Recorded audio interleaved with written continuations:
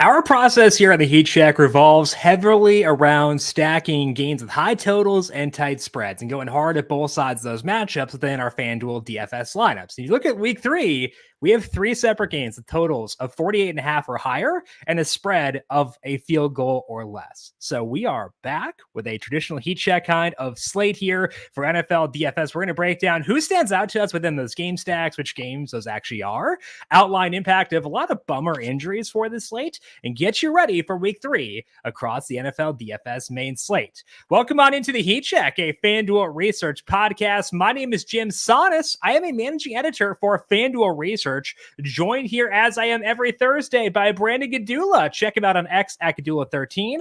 Find his work at FanDuel Research, where he is a senior managing editor. Brandon, week 3 main slate coming in hot. How you doing today? Good.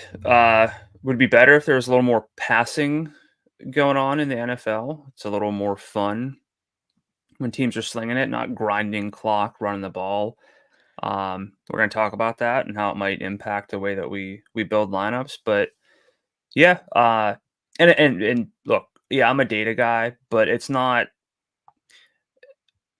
I would say most data-driven analysts when it comes to football, they're not anti-run game, they're anti-inefficient run game. And right now, running the ball has been efficient. So like I'm here for it. I think it's smart. Yeah. But at the same time, I want to see, Malik Neighbors get 20 targets. Amon-Ra St. Brown, give him 25. Why not? Right. I'd rather see that than, 30 carries, but that's just me.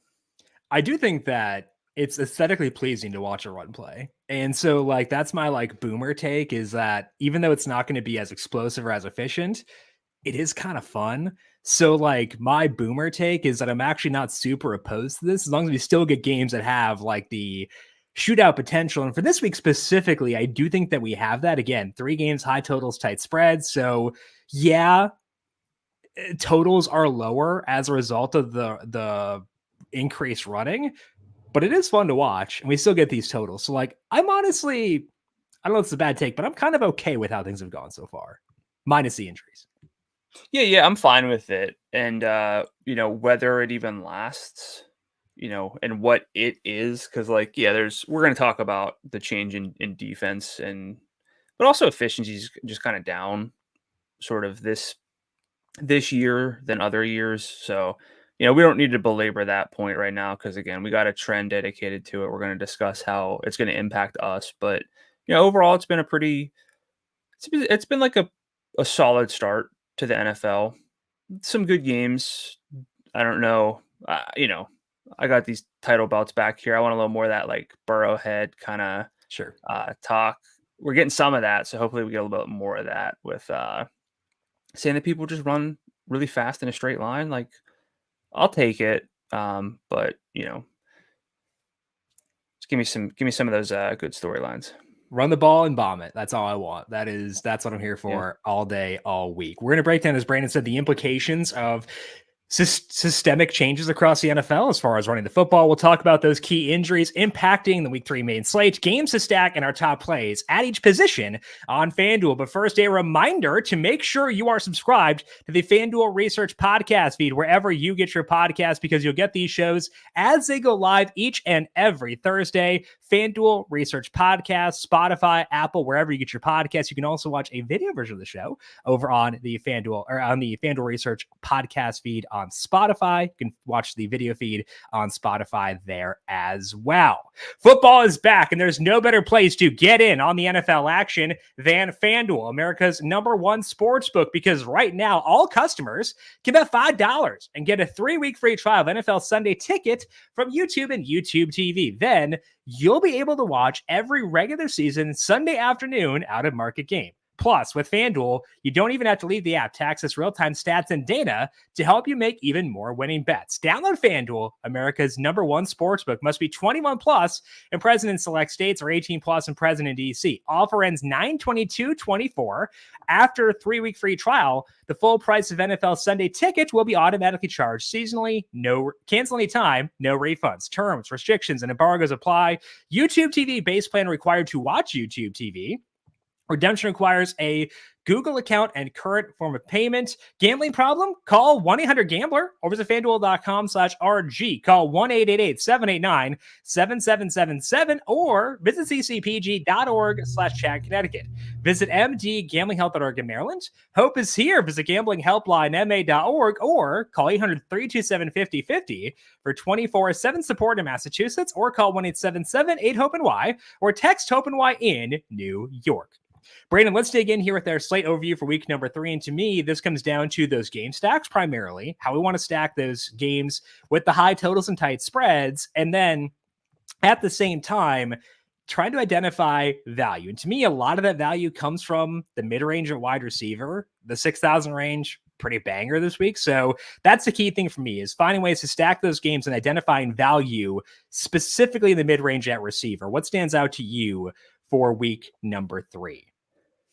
Yeah, I mean, mostly that, but to avoid just saying exactly what you said, it's kind of figuring out how to stack those games together and like get there. Some of these games at the top, numerous ways to go. When you're looking at, I like Eagles Saints a lot. I'm kind of high on the Saints. I think it's easy to be after what they've shown us, but kind of, Alvin Kamara coming off of a 4-touchdown game. His role is great. Salary's not that excessive, but I love Chris Olave. I think more than most. His salary's down. You love Rashid Shaheed. Like, we're talking multiple ways to go on one offense, and that's good. But whenever you have that game, and you can really say the same thing for the other side of the ball too, depending on AJ Brown's health, like could be 3 to 4 names on that side, excluding quarterback here. I'm just talking like the flex players. But that's not the only game. So you could have realistically a core that is mostly just game stacks and figuring out how to sort of prioritize, like which games do you like the most and you really want to stack. And like you said, finding value mostly at receiver. I agree. That's because we tend to spend up at running back whenever we can and whenever there's reason to. But there are a few potential values at running back to sift through. And I think that's going to be a big part of the slate for maybe not us so much, but just for a lot of other people trying to find a lot of opportunity at running back for a low salary. And let's start with talking about that potential value at running back. So we go into the injury section for today and begin with the Chiefs. Isaiah Pacheco expected to miss 6 to 8 weeks with a broken leg. Rest in peace to my dynasty teams. The Chiefs signed Kareem Hunt to the practice squad, but Keontae Ingram to the active roster. Kind of think that means Ingram will be active and Hunt will not this week. So the key guys here are Carson Steele, $5,200, Samaje Perine, $62. I'm pretty skeptical personally of both these guys because I want juice, and I feel like it'll be a committee. Steele has juice, but I'm not sure what the overall workload will look like. So where are you on the Chiefs backfield with no Pacheco? Yeah, this is basically the one that comes to mind. We don't talk season-long football here, but I don't know. I didn't put any bids in here. Maybe that's the biggest mistake I could have ever made, but Isaiah Pacheco is the featured back in the offense. If he's not active, if he's not healthy, they don't really just replace his role with one player. They rotate in, and they always kind of have. And that's what we saw. Anytime he misses time, it's just sort of a committee. So we're looking for 20-point upside from running backs. Can you get 2 touchdowns, 100 yards? Yeah, Carson Steele might be able to, but that's like a 100th percentile kind of outcome for him. You're not expecting that. Yes, I know the salary has to come into play here, but is he a mistake eraser? Probably not. He might help us get access to mistake erasers, so I'll hear that point. But at the same time, I don't anticipate a super high snap rate, and I think that kind of applies to a lot of situations at running back.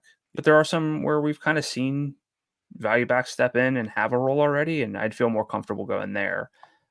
Specifically like with Seattle, if there's no Kenneth Walker again. Yeah, I think that's the primary value point for running back this week. And I agree with you where I think that we'll see a split here between Steele, between Perine, and then potentially Ingram as well to try to identify who's going to be that guy to carry the load. I think Steele is the highest upside of that group, given how he played in the preseason and stuff like that. But I'm just skeptical he'll get passing game work. and I'd assume they'll get goal line work, but that's an assumption. So personally, I would like to be underweight on this backfield heading into week number 3, which is not fun. But I do think that is a proper way to handle things until we get a firm read on the situation. Because I feel like the most likely scenario is that there's a lot of capped upside in this backfield right now. Yeah, and this is just the go-to offense for me where I don't know who's going to get the red zone looks. Right. It could be literally anybody, and that makes it hard. Again, I know the salaries are low. I understand that. You still want guys who can get you like 20, 25, and I don't know if that's happening. Aaron on YouTube says, I think that Steele takes the backfield for a week or two, but then Hunt comes in and steals that spot. Aaron, you win. Dad joke of the week. Bravo to you for that one. Second injury situation is A.J. Brown, missing practice on Wednesday with his hamstring injury, expected to miss another week for this one. On the other side of that game, Taysom Hill missed practice Wednesday with a chest injury. Dennis Allen said they're hopeful he'll practice on Thursday, but we'll talk more about the Eagles in the bookmaker section and the Saints as well. CeeDee Lamb didn't practice Wednesday with an ankle injury. Haven't seen any indications that that's a legit thing, but it is worth noting. Jake Ferguson limited, so it sounds like he'll be back this week. We'll talk more about the Cowboys in the bookmaker section as well. 49ers, one of Deebo Samuel as he is dealing with a calf injury. They're facing the Rams' leaky defense. Speaking of the Rams, they won of Cooper Kupp due to his ankle injuries and a cast, actually, which is not great. We'll talk about the 49ers in the trend section, but how are you viewing Kyren Williams and the rest of the Rams in a tougher matchup this week and with one less guy to contribute on offense? Yeah, so we always talk about when you take key players off the field, yeah, there's more opportunity, but efficiency's down. I think this will make it sound like I'm high on the Rams or higher than consensus or something. I think this is like a viable offense. I've always liked DeMarcus Robinson to a certain degree. Kyren Williams, I think, is pretty good. I believe in Matthew Stafford as like a plus quarterback. So it's not like take two, Pro Bowl wide receivers off the field, and I think it's just the same. But it's a little bit different to me because I think there's some level of juice here. I could be wrong in that, but Kyren is second among all running backs in snap rate, 86%. I think he could see a lot of work, and I think that there's some value in that. I don't think he's like a core play, but I do think that he's in line for a lot of opportunity. And I don't want to write it off just because I'm a little bit low on the offense than I would be with Kupp and Nacua. Yeah, and like they are getting Alaric Jackson, the left tackle, back now. They also did lose Jonah Jackson again, their new free agent guard. So they gain one and then lose another. But he's $7,500, and I'm going to have a lot of Niners, and I'm okay running it back with Kyren at times.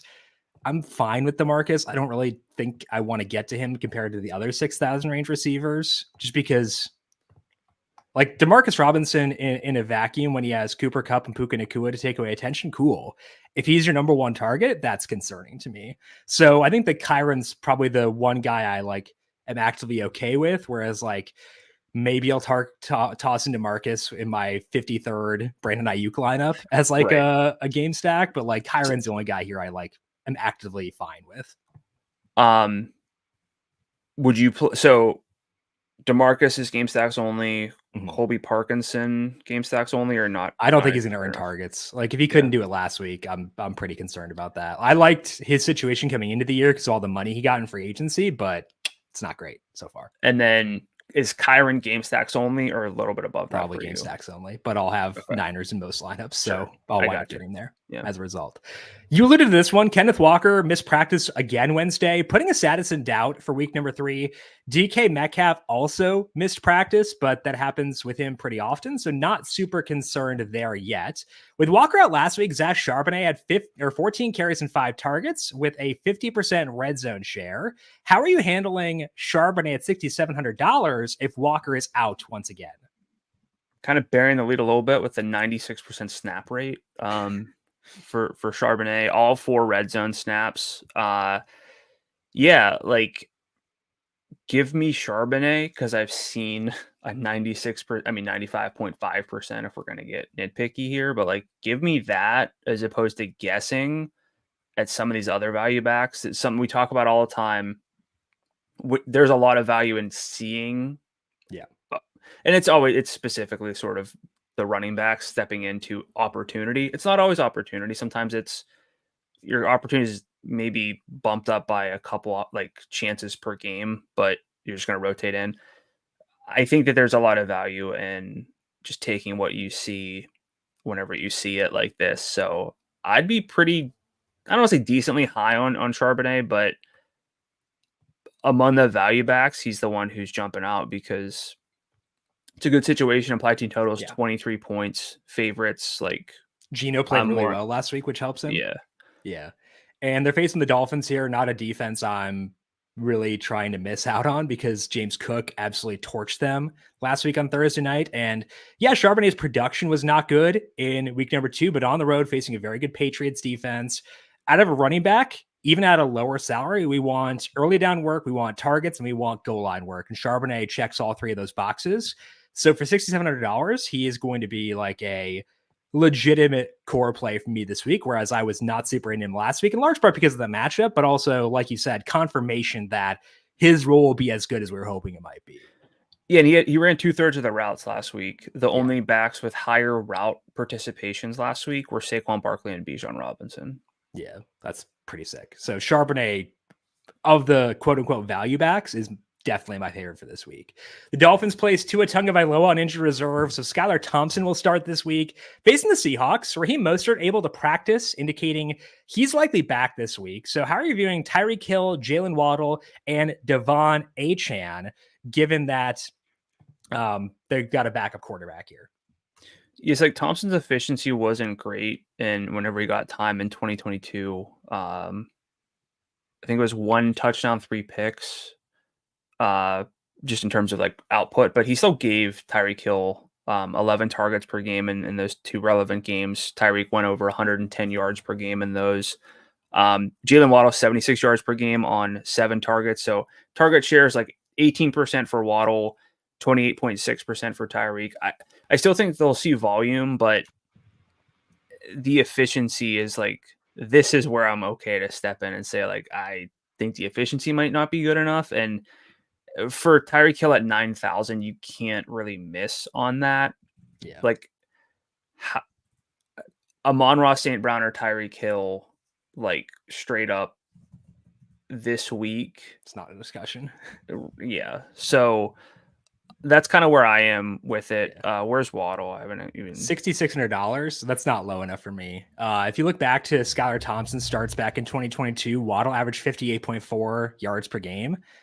Like, given how good the 6,000 range is, I don't want to go there. And if Mostert is back, Achane's probably going to go back to getting split work again too. So I feel like this team is a full avoid for me.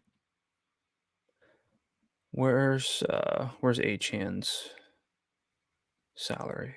77. If Mostert's playing, that's too high.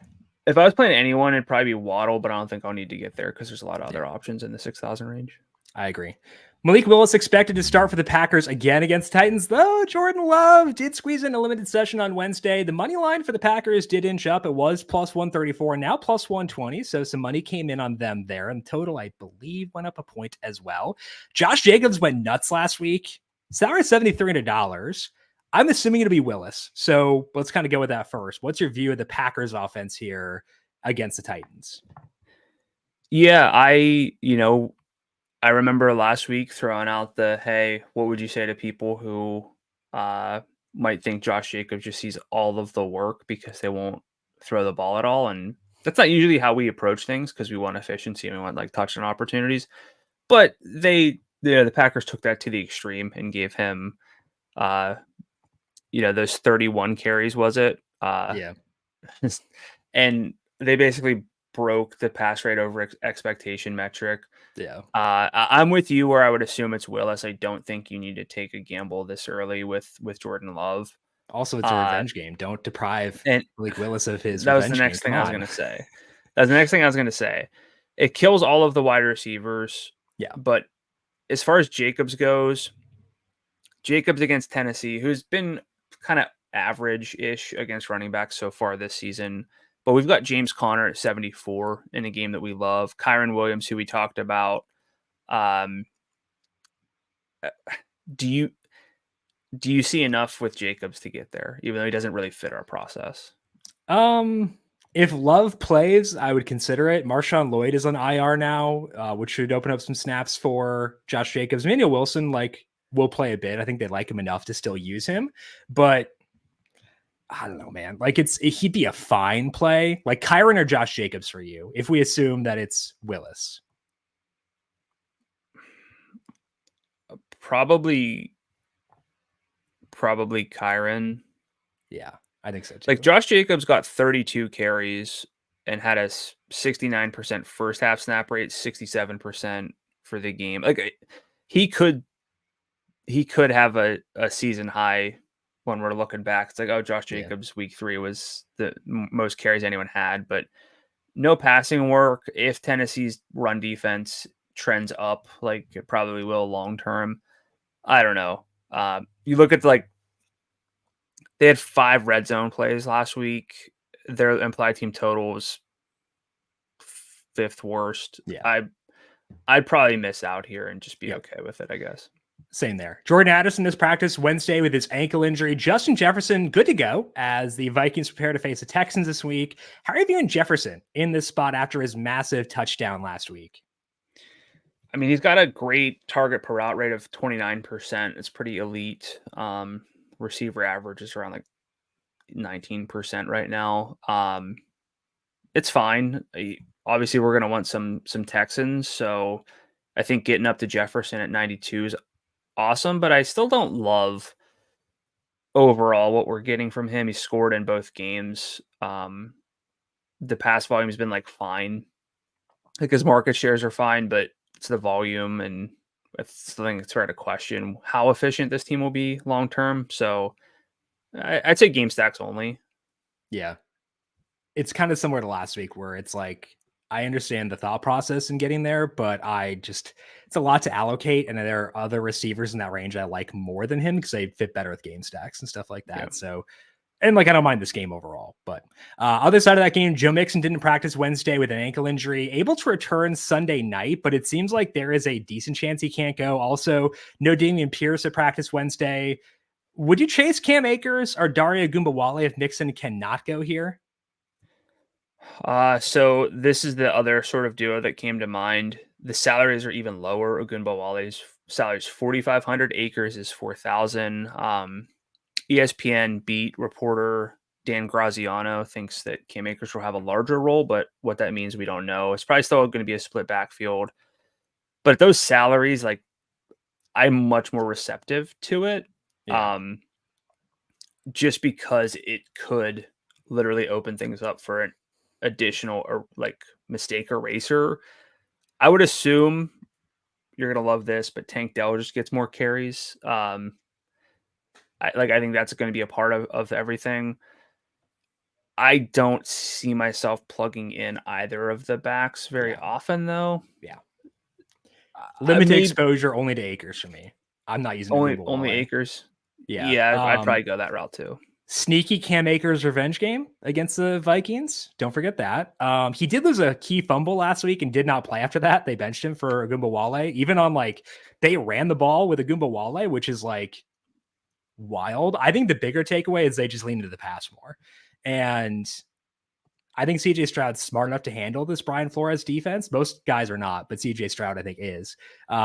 So I think, honestly, it's a bump up to the passing game. Nico Collins, $7,600. Did miss practice Wednesday, but they said he's good to go. Diggs revenge game, $6,900. Not as high there, but then Tank Dell, his salary for this week is down to 62 or up to 62, I guess, actually.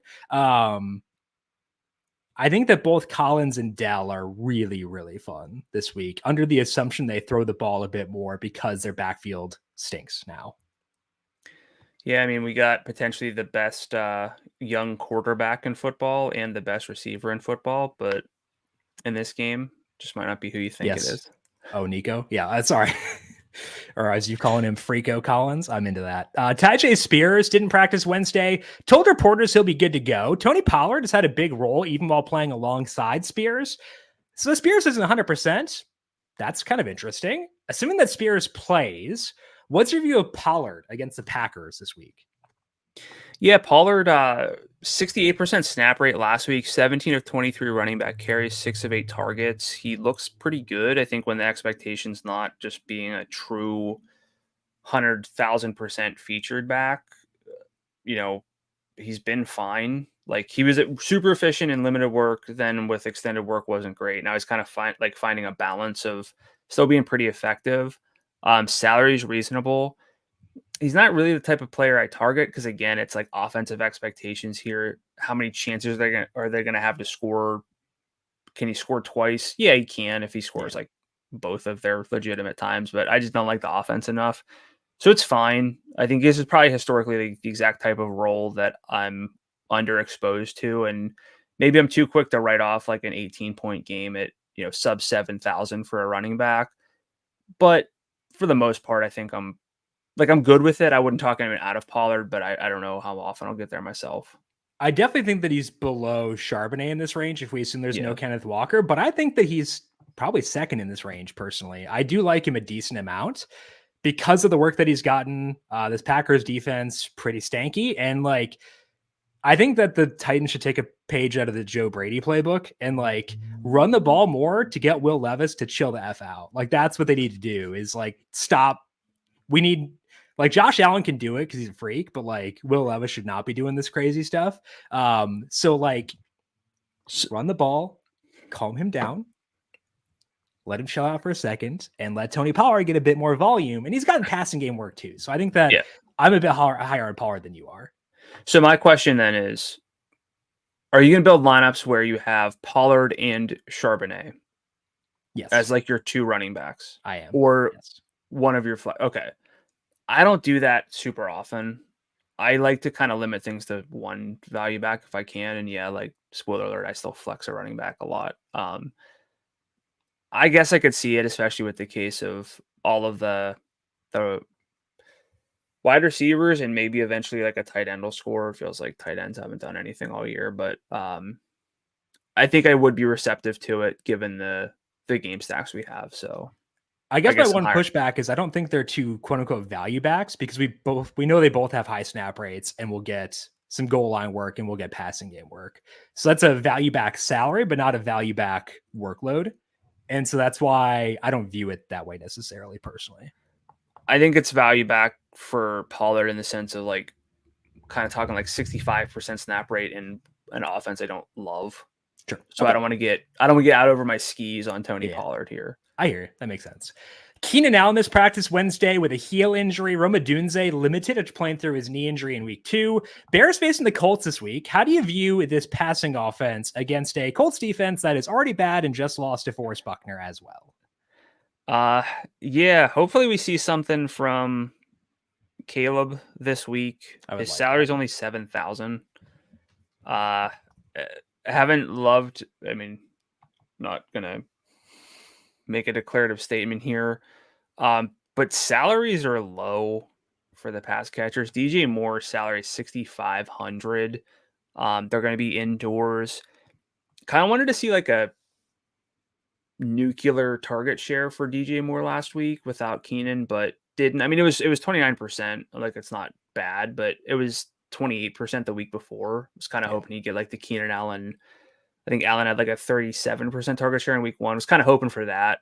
Didn't get it. Maybe we get it this week, but with the salaries being where they are, with Allen and Odunze not being 100%, Moore is definitely my favorite target here. I wouldn't say he's game stacks only. I think I like him a little bit more than that, hoping for the best here. Is it similar for you, and do you like Williams at all at the salary? I'm not going to get to Caleb because that offensive line needs to get its communication down first. So that's my concern there is I need some more efficiency out of them. And I don't think we'll get that until they can quit the sacks. So not getting to Caleb. DJ Moore's fine. Like looking in that range, I like Ayuk a lot more at the same salary. I like Olave more. Zay Flowers in that range. So I'll be in this range a bunch. But DJ Moore is like a second tier play within that range specifically. And I'm not going to stack this game a whole lot. So very receptive to him and do like him. But realistically, I think I'll probably wind up having less of him than I would hope, I guess, is what I would say. Yeah, I think it's one of those where I like I like the idea of it more than I probably will even get there. Yeah. Josh Downs got in a full practice Wednesday. Should be back this week for the Colts. Passing game stinks though. Facing a quality Bears defense. Any interest in this situation overall? Because adding one more name into this passing game, no thanks, man. I don't really want to go there to begin with. Definitely don't want to go there now. Where are you on the Colts passing game? Hold on, what's Michael Pittman's salary? I don't care. He could be $5 and I won't go. Why? Like, because just tell me. Richardson is inaccurate, doesn't want to throw the ball over the middle, or doesn't want to throw the ball short. He wants to chuck it, and that's not Pittman's game. So I would just say this. Pittman is seeing a high target share. I know pass volume's down, but overall play volume's down. Indianapolis has just not had the ball. They've got the fewest offensive plays of any team through 2 weeks by a pretty uncomfortable margin, I guess, depending on how you want to spin it. I don't want to write off Michael Pittman just yet. I would be more open to it if I loved the game more. I don't know if I need to get like DJ Moore, Michael Pittman mini stacks this week. In other weeks, I'd probably be there for it, hoping for the volume-based regression for each of them. But I'm higher on Pittman than you are. Yep. I'm going to go with the, what are you going to do? Stab me situation here? Beat me, man. Make me regret not using you. Make me regret not using you, and then I'll reconsider. That's what I want from Michael Pittman. Panthers are benching. What? Never mind. Let's move on. Go ahead. Do it. No. Come on. We're moving on. No. Come on. Does Tony Pollard fit that? Like, really make me regret not using you? I mean, he's had more than 31 yards in a game this year. Pittman hasn't. And he was also trash with Richardson last year. So, like, beat me. That's all I need. Beat me. Beat me once. I'll reconsider. Panthers are benching Bryce Young in favor of Andy Dalton beginning this week on the road against the Raiders. Any interest in buying into the Panthers' skill players with a new quarterback at the helm? I want to say, well, after the conversation I just had about Michael Pittman, I should say no. I will point out Deontay Johnson's got a good underlying data, even in a bad situation. And if for 5,300, I would rather go with Deontay Johnson at 53 than multiple like Carson Steele or Deontay Johnson. I think wide receiver slots are more valuable than running back slots this week. So ideally neither, frankly. Okay, but if you're Steele's 52, right? Yeah. If you have a flex and I'm probably you build a lineup you love, probably going Steele? Yeah. Okay. Is it close? Yeah, it is. Okay. But I'm not enamored with either, which is why it's close, frankly. Yeah. So I got you. It's not like I love Deontay. I'm just pointing out he's got a good workload. Yeah, I hear you. Okay, let's dive into the bookmakers section for week number 3 and outline the games that we want to stack for this week in DFS. And for the third straight week, the Lions are the focal point in the bookmakers section. This time they are on the road, taking on the Cardinals. That leaky defense for the Cardinals. Total is 51.5, down a point from yesterday, but still pretty good. And the spread is 3. I've got this total as the highest in the slate. Feel pretty good about it personally. Cardinals offense looks very good. Defense looks very bad, despite what they did to the Rams last week. How are you viewing this game for stacking? I mean, love it. Just figuring out how to get there. And, I this is kind of how I led off with the show with my, we got to figure out how to stack these things. You could build probably 10, 15 lineups stacking this game. Yeah. To try to get exposure, not just to the right combos in this game, but if you're building multiple lineups around a game and you like Charbonnet and Pollard, you don't want to build a lineup necessarily. This is me. I'll clarify. This is my personal preference. I don't want to build the same lineup with Charbonnet in it and then just completely reduce it whenever I could do a 1-for-1 swap with Pollard. So I'm okay with a lot of overlap. Whenever you have a game like this, where to me, I think it's a 2 QB game, I'd be very receptive to that. I mean, 3 receivers, potentially both tight ends, although I'm just down on the Sam Laporta long term. Still too high. It's got to be down to 6,000, I think, before I buy in. 3 running backs. Go ahead and convince me that you can build, like you can build around this game in 5 lineups. You really can't do it. So you need to figure out how to do this. And for me, Saints Eagles specifically too, like Yeah. this is the decision made. Like I love everyone here other than maybe Laporta because the salary is too high. I agree with that. And I think that my favorite guys in this game are going to be the two guys who have had the production so far, Marvin Harrison Jr. 75 and Jameson Williams 63. Jameson is undersalaried. I think I feel pretty firm in saying that. We talked a lot about the 6,000 range. Have not mentioned him specifically yet, but his target shares through 2 games are unfreaking real. So far, 25% overall target share. He has 40% of the deep work, and he has a 28% red zone share, 4 red zone targets in week 2 alone, a couple end zone targets, I believe, in that matchup. But like, he's getting amazing usage. He is facing a pretty rough defense. Salary is still 63. This like FanDuel did a good job of reacting to a lot of salaries this week. Like Jordan Mason got bumped way up, which he should. I think JMO is kind of the one guy who they've been a bit slow in bumping up. So he's my favorite play in this game. Standalone play, cash game consideration, question mark, below Ayuk in that range. But like, I think he's in play for all formats. How are you viewing JMO, Harrison, and Amon-Ra this week? Yeah, Jameson did have 2 end zone targets last week. Catch rate over expectation of minus 7.4%, but pretty much all of the Lions receivers had that. 132 air yards for him for a 12.1 yard ADOT, 6 downfield targets out of his 11. So it was like, this will sound kind of strange, but I liked more of what I saw in week 2 than in week 1. 100%. Oh, I totally agree with you. To see that role stick, to see him stay on the field, get involved. He got a carry for 15 yards as well. 6,300 is, if we were doing, we changed up our format for our player picks. We'd both have Jameson Williams down for a love and Brandon Ayuk. Let's do another throwback. Name that salary for Jameson Williams. What should his salary be? I think 72. I was going to say 71 at least, given who's there. Like in the DK Metcalf, Neighbors, like give me Jameson over Stephon Diggs. Oh yeah, 100%. Like totally agree. Okay. Harrison 75 after his big outing last week could have been a bigger one too, because he actually had a couple of empty red zone targets in that game. Had some balls where Kyler just barely missed him, and then of course they didn't play in the second half basically because they were up so big. Sours to 75, I still don't mind that personally. Where are you on Harrison? Yeah, he got targeted on 40% of his routes to help give some context for like when he was out there, what was his involvement. Like that's beyond elite. I kind of just simplify it. 30% like elite level. Yeah. Obviously that's not going to stick then, but boy, that was such a nice bounce back to see for Marvin Harrison Jr. I was sending Jim some like screenshots of like, hey man, Marv was open more week 1. Like it was good to see that get corrected. I would still say that I prefer Jameson straight up, like with the or not straight up necessarily, but like with the salary, like give me Jameson as my exposure here. I think the real question is whenever you're stacking this game, which this afternoon slate and the night game is going to be like, don't assume don't look after the 1 p.m. games and say, oh, I'm sitting pretty, because there's a lot of indoor games to hammer this one out.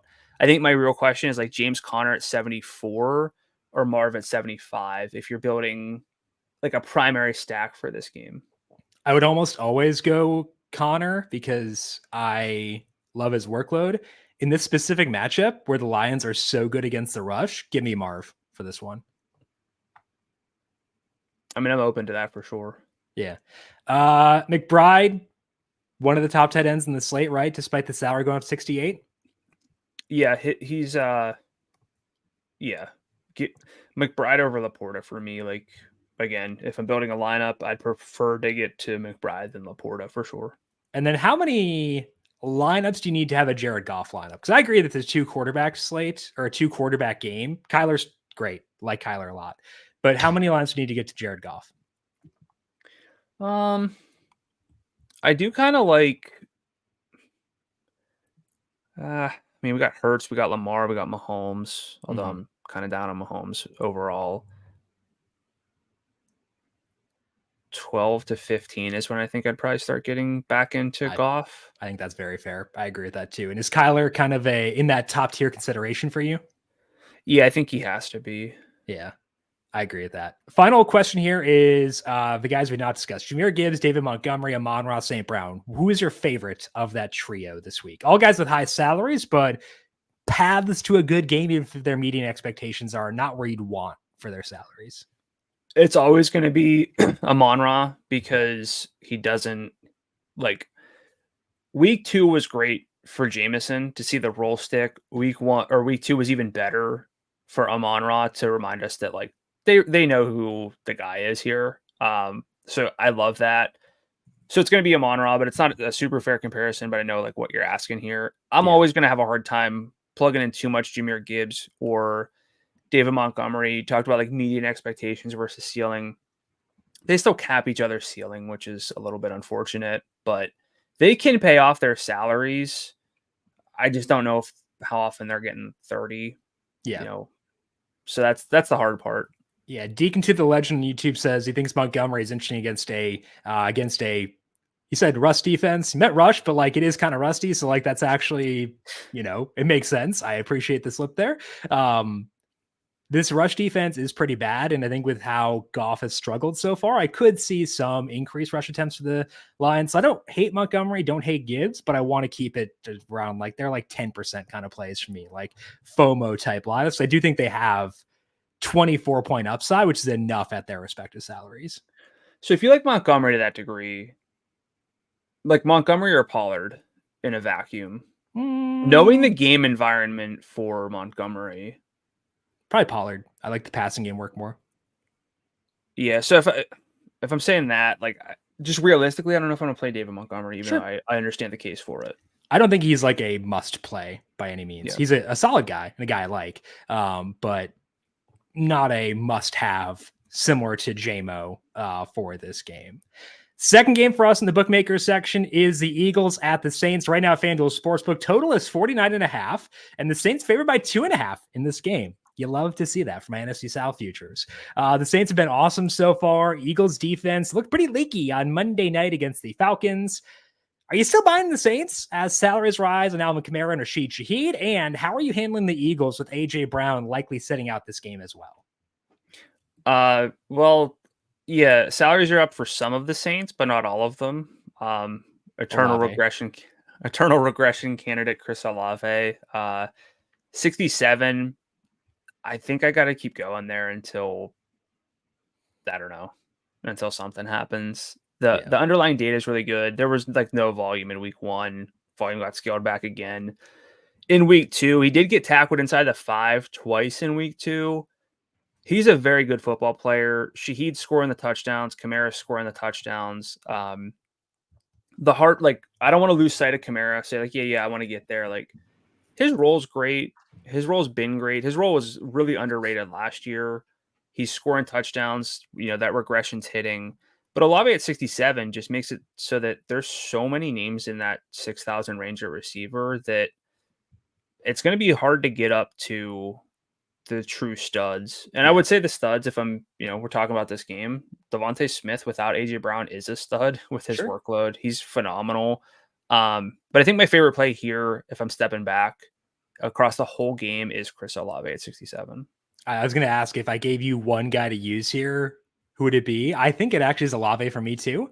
Just because that salary is low. He had an amazing first half workload last week, and then they didn't have to use him at all in the second half. I thought he's going to erupt last week. 81 yards, still 6 targets. He looked great. So I think Olave is the best play in this game.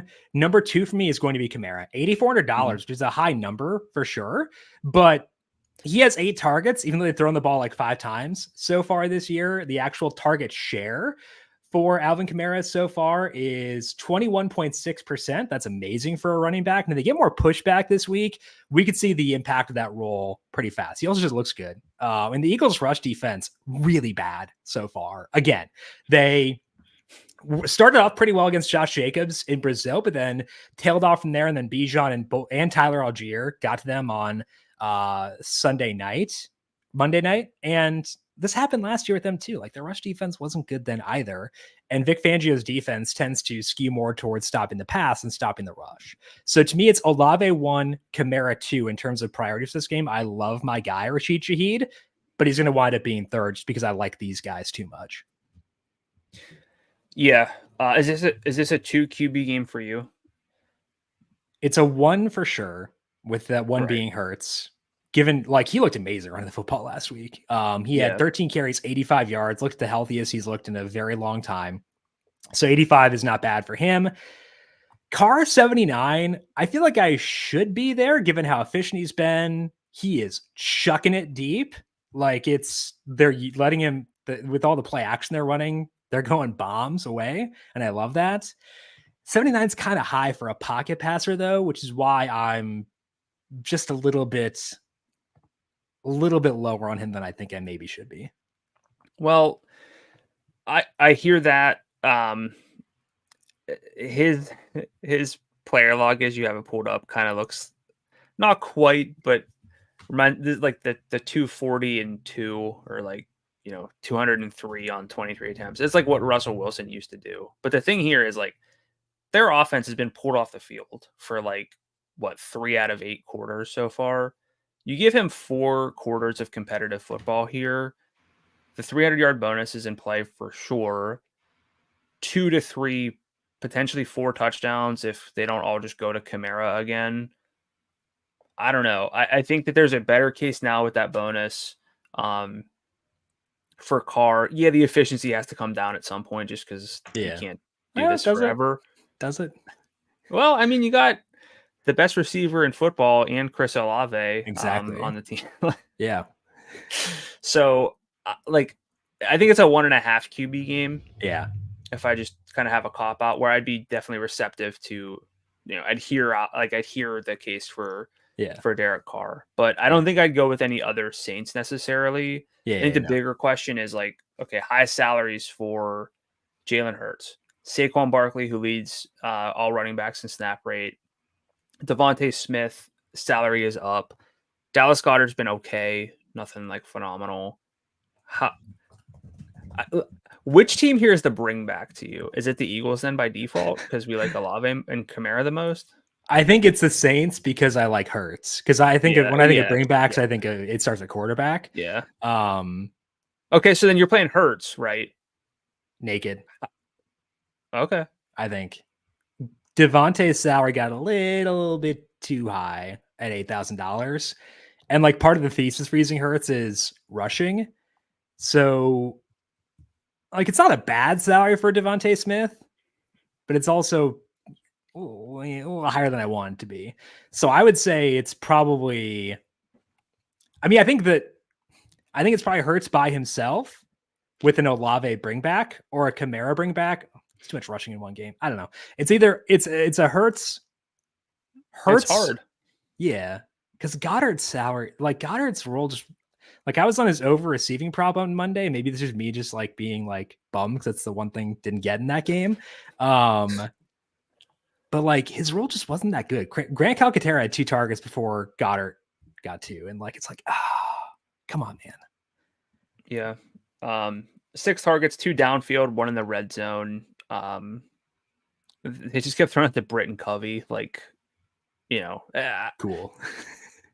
His 1.7 yard ADOT. Sick, man. Love it. So, like, he's game stacks only, and even then, I don't know if I'd get there. So, of course, he's going to score twice on 4 targets. Yeah. But process-wise, I don't think you can quite love that play. Yeah. So, it is a little bit tricky to sort of load up on this game. How are you in Saquon as a standalone play? Like, not considering, like, you have Hurts. Like, just a standalone play. Where are you on Saquon? Gonna have a lot of FOMO.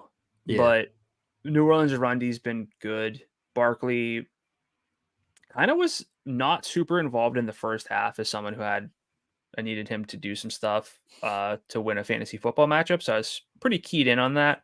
Felt like he didn't get the ball in the first drive. They didn't really throw it to him until later in the game. His routes are still great. I mean, again, best snap rate in football among running backs. I don't want to put him in the game stacks only bucket, but it's more like I'm probably more likely to play Barkley if I have Olave than go out of my way to play Barkley against a defense that I respect a lot. I think that my ideal lineup has quarterback outside of this game so that I can go Saquon stacked with Olave, because I think I'm higher on Saquon than you are. Saquon or Kamara, though? Kamara. Dang it. And you kind of can't do both. Yeah, you'd have to go pretty. That's pretty if top you want. heavy. If you want to, you then like that's. But now it's like, okay.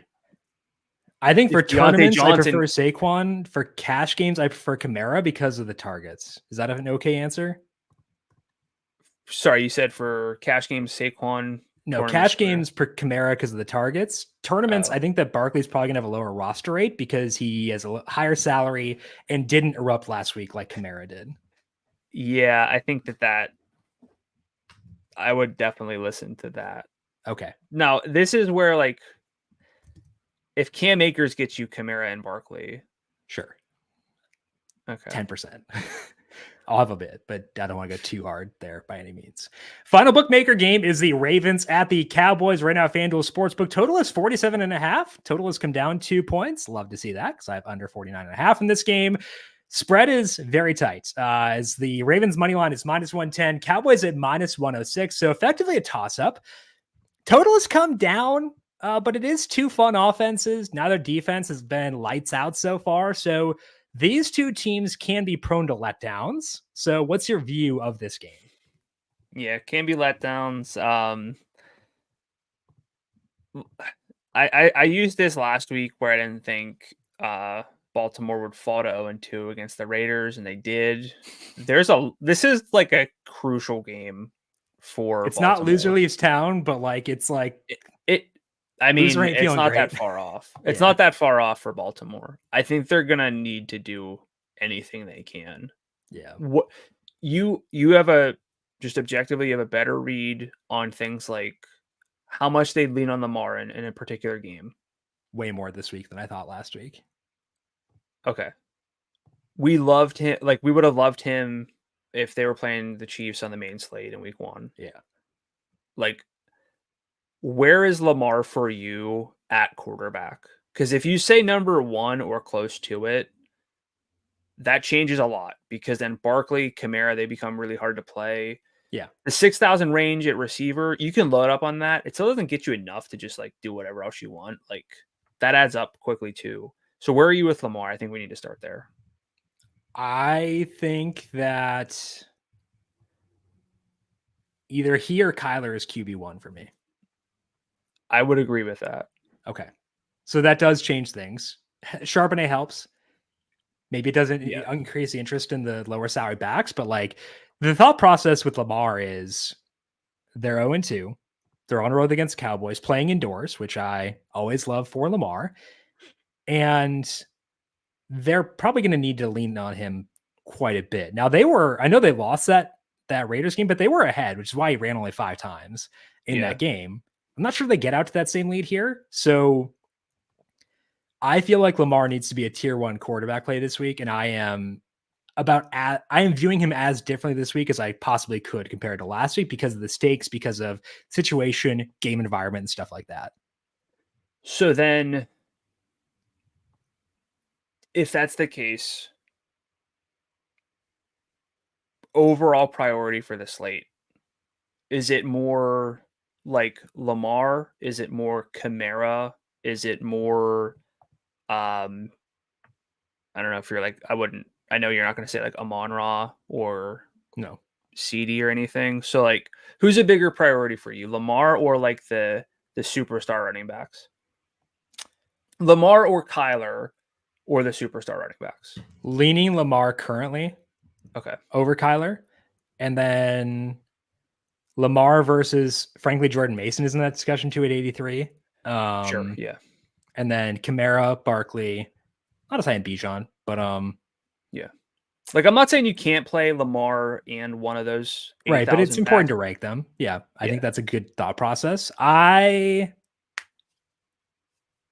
Since 2021, with a new playoff format, no 0-3 team has made the playoffs. I know, like, Baltimore wouldn't be your traditional 0-3 team, but still. that does increase the rushing potential for Lamar here. So it's basically a playoff game for them at this point. So I lean towards Lamar, but my conviction in that is not super, super high.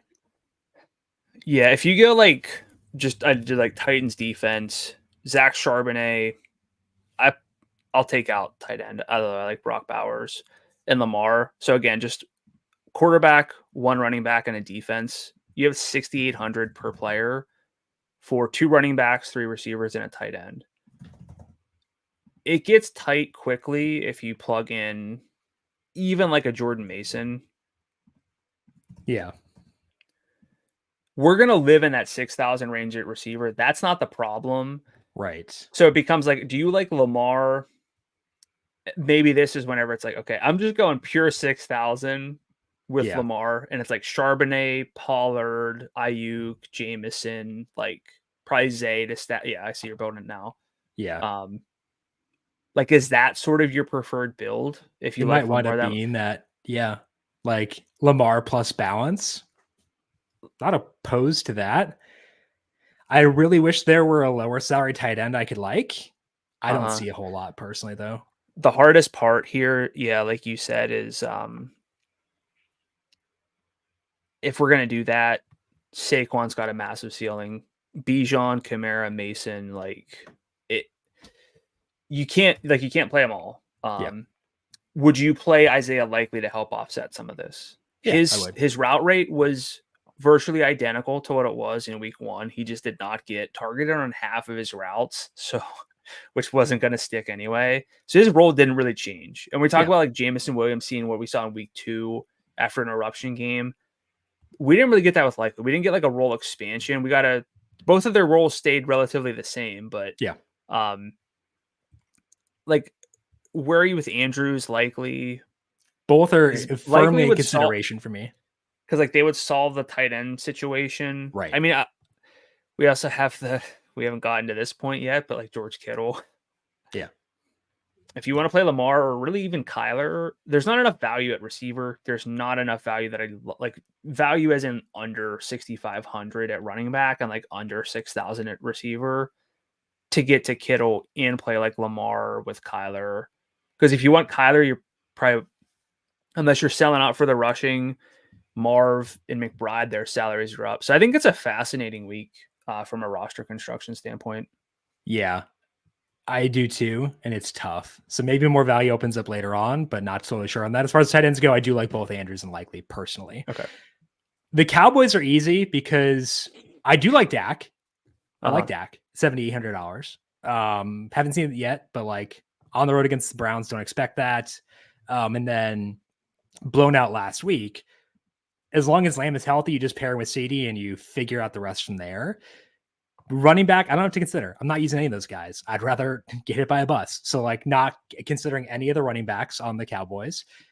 So it's like you have Dak and CD, easiest stack. I think that's like not a primary stack for me, but one I will be okay with. So the Cowboys, frankly, are the easier side of this game because like you just kind of know the 2 guys you want to use. I would definitely hear a case for Brandon Cooks, though. I know he got the 2 targets last week in a blowout, but he's running routes. Week 1, he had a great route participation number. It's hard to put a lot of stock into what we saw last week for him. So through 2 weeks, his target per route rate is 14%. It was a lot higher in week 1. But if we're like, hey, we need help at receiver, he's not off the table because I like the game enough. I'm clarifying, he's not a priority play. Would you play Cooks with Lamar to help offset some of this, or probably not? Would you really scratch and claw to get back up to like Jameson?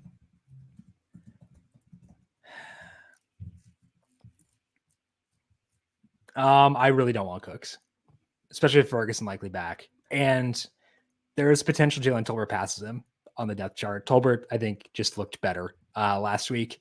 9 targets. He had a sicko catch as well in there. Tolbert is a guy who they took early, I think a 3rd round pick a couple years ago, and then took away snaps from Michael Gallup last year. earned a lot of targets last week, and all 9 of his targets came while Dak was still in the game. Those were not Cooper Rush garbage time targets. So I'm not going to get to Cooks at all this week. What? I'm just looking at receiver. I know what's coming soon is the trend where we talk about passing, but okay, we love Ayuk. I'd hear a case for Drake London as well. We love Shaheed, or like Shaheed strongly, maybe not love. Mm-hmm. We love Jameson. Probably really like Tank Dell at 62. I won't do the Michael Pittman thing. Jackson Smith and Jigba coming off of a breakout game at 61. DeMarcus, you can hear the case for that. Amari Cooper, Mr. Unrealized Air Yards. I know, 6,000. You probably don't need to unrealized get to because his quarterback stinks. Don't need to get to Cooks, but I'm going to put a pin in this because we went through running back, went through quarterback, looking at receivers now. Could be a receiver flex week. Potentially. I think that's a fair discussion. Okay. Speaking of that discussion, let's have it. And let's talk about the impact of this league-wide trend we've seen where teams are leaning a bit more on the run. A lot of TUI safety, maybe not as big of a shift as perception, but Brandon, you're going to talk through what you've seen so far and what that means for lineup construction. We got a question earlier this week on Twitter about that. So kind of want to make this more a discussion-based thing and talk about what this all means when building out our lineups. Yeah, I was actually going to plan on having some variation of this be a trend, but spinning it more into roster construction. I figured we would sort of do naturally, but I'll try to keep an eye on it. But basically, for anyone who's not really digging in or doesn't listen to a lot, because I guess I don't do sports talk a lot, so I don't know how big of a conversation this is, but pass rate over expectation is down this year. Pass rate over expectation accounts for game context, score differential, like down and distance. When a team historically has run or passed, teams are running the ball more than they used to in certain situations, basically. It's a minus 3.8% right now through week 2. It's the lowest since 2006, which is as far back as NFL Faster data goes for pass rate over expectation. It's the lowest by 1.4 percentage points. So it's a pretty big deviation. Teams are committing to the run more than history suggests they would or should. Pass volume, therefore, is down. We're averaging just over 30 attempts per game. It's the first time below 31 pass attempts per game since 1992, according to Pro Football Reference. It's having it's not just more rushes, but teams are speeding up and playing faster. There is an impact on passing volume so far. Passing efficiency is down. Adjusted net yards per attempt, 5.9 right now. It's the first time below 6 since 2005.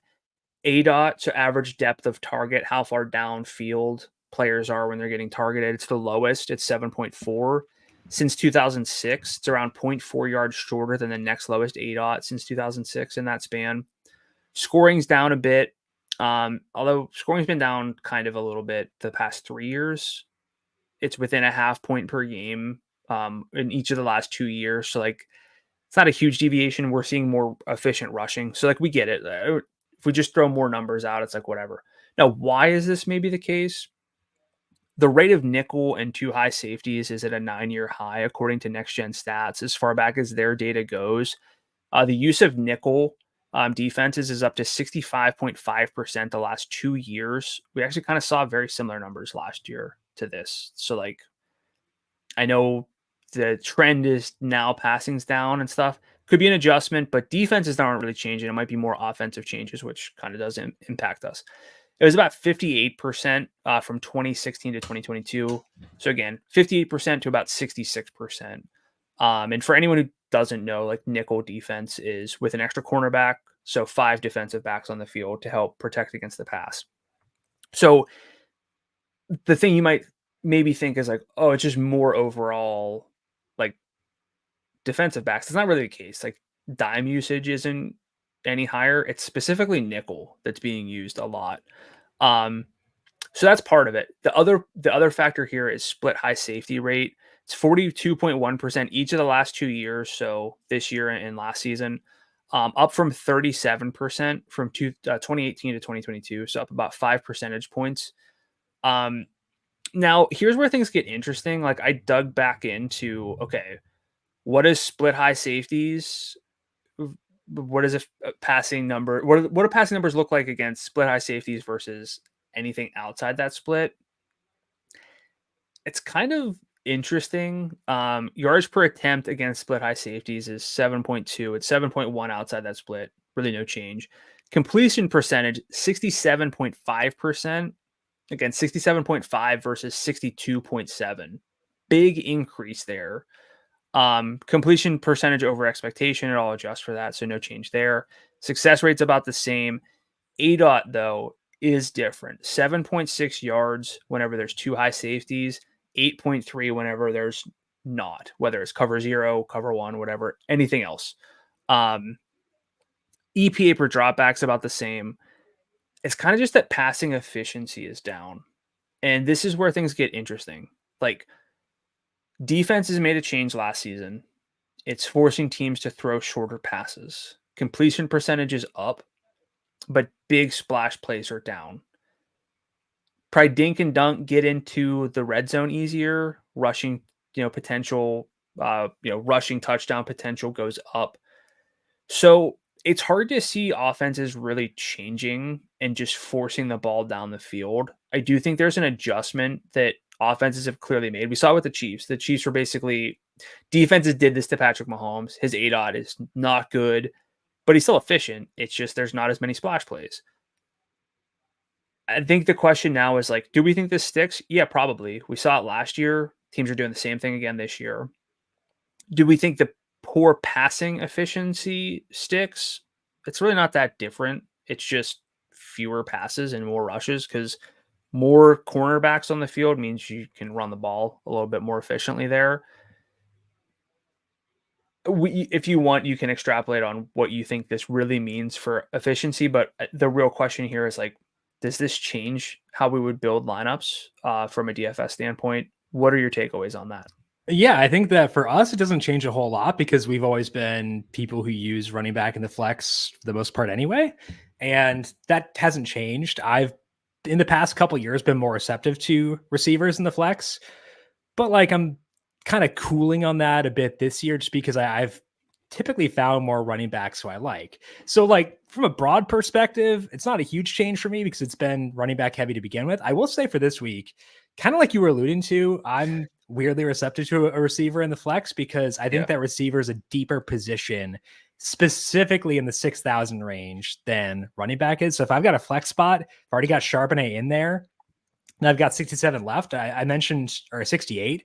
I know I mentioned like Tony Pollard, but if I got 68 left, I'm probably going Zay Flowers over Tony Pollard for that slot, or potentially going, stuff like that. So it's weird to say like, nah, no change. But it's because we were kind of already doing it this way. So it's not like hard-headedness on our part, not like stubbornness. It's more so like, we were kind of already operating this way to begin with. So the other thing too here is like, passing volume's down, but completion percentage is up. Players who get maybe lower ADOT targets, right? More of like a PPR vibe. Right. I think like that there's value to that. So the other thing here though too is like, I haven't dug into, maybe I'll do this for next week, be kind of rehashing the same thing, but target frequency by position, if running backs are getting more targets. Sure. We've always targeted running backs who get targets though. So like, again, it's not a whole lot of a change there. I get it, wanting to try to adapt. Defenses are playing the new game. Offenses therefore have to play a new game. I just don't know if there's enough here. It's going to depend on the week. I don't want to play bad plays. I don't want to jam in a running back I don't like just because ADOT's down by 0.7 yards this year. Like, it's just not going to do that.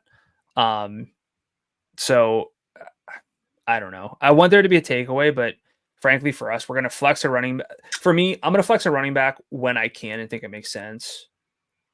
This week, though, like we said, and maybe the other thing too here is receivers who aren't scoring big touchdowns, their salaries don't get like jacked up, and therefore we're kind of paying for the workload and not the performance.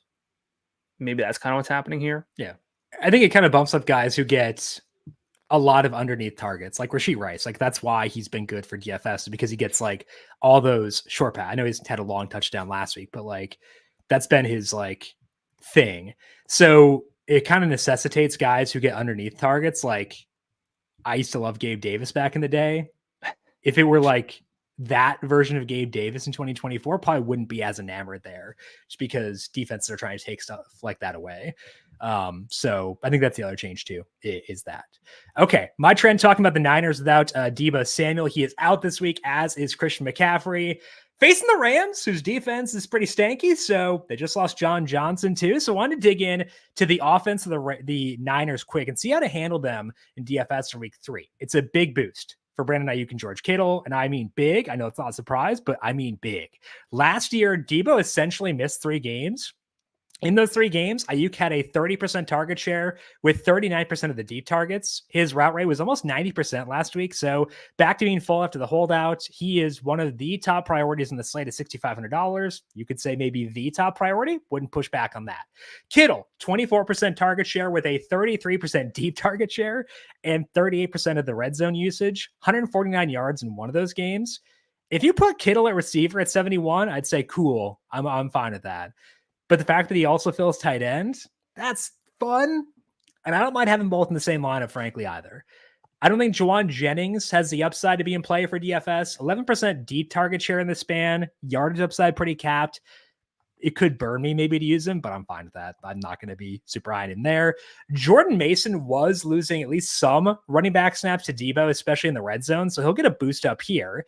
Even with Deebo subbing in, Mason still had a 44% red zone share with 24 carries and 1 target per game so far.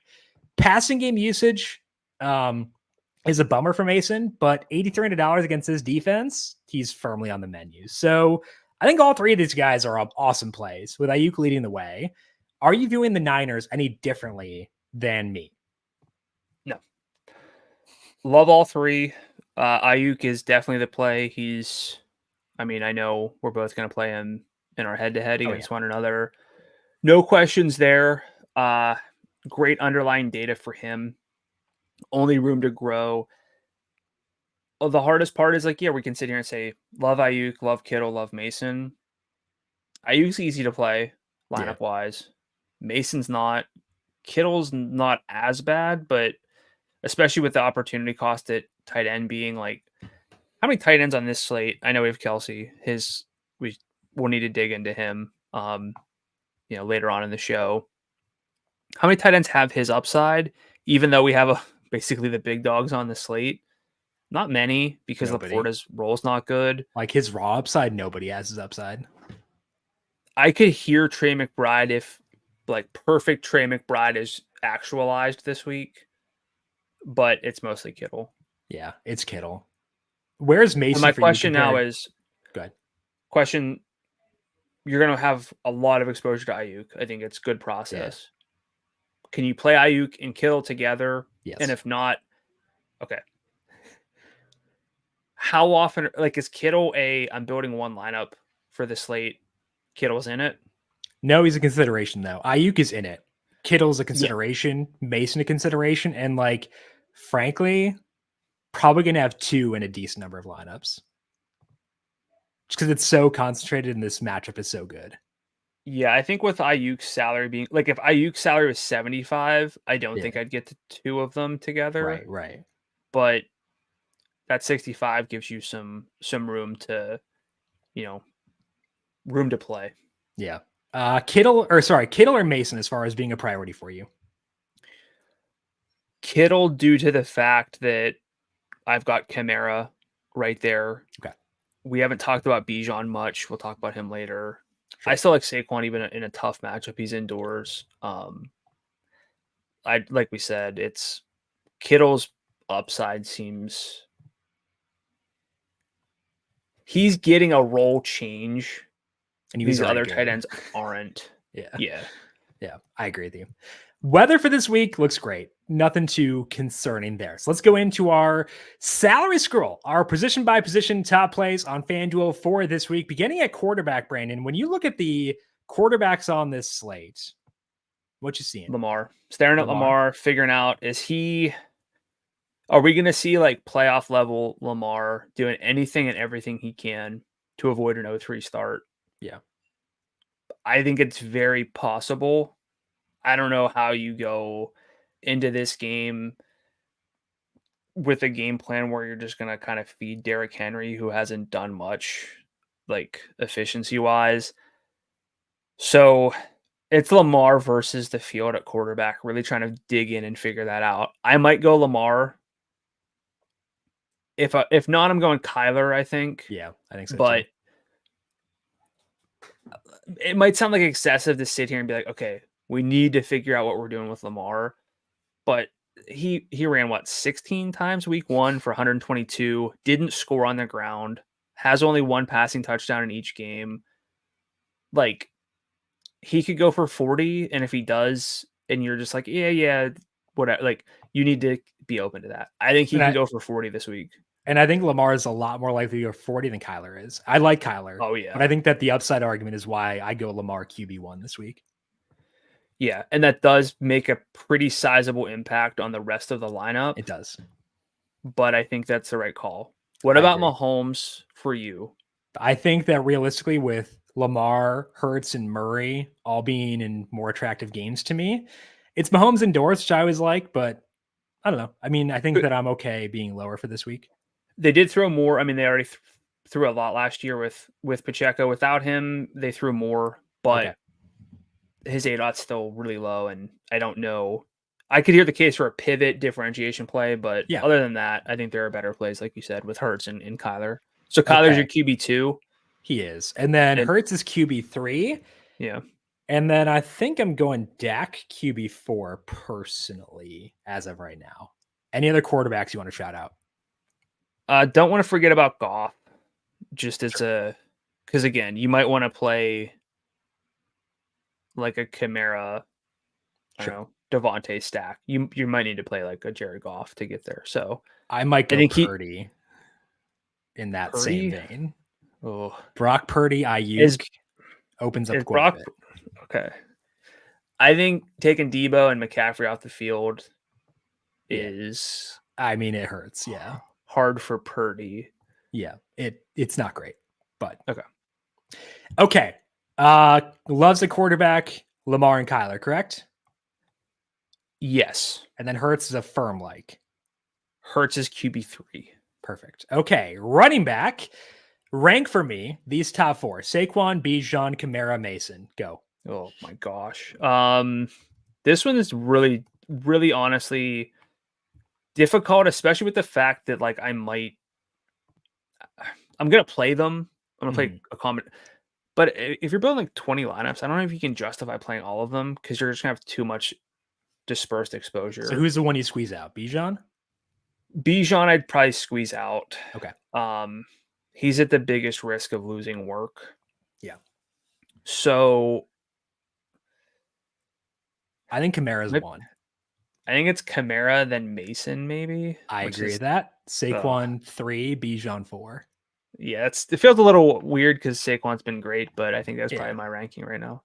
Okay, I agree with that. And all those guys are in good game environments too, which does help their appeal as well. 7,000 range at running back is not great. You got Taylor 8,000, Gibbs 79, Derrick Henry 78, Achane with most are likely playing 77. I would love Kenneth Walker if you're healthy, but he's not. Kyron 75.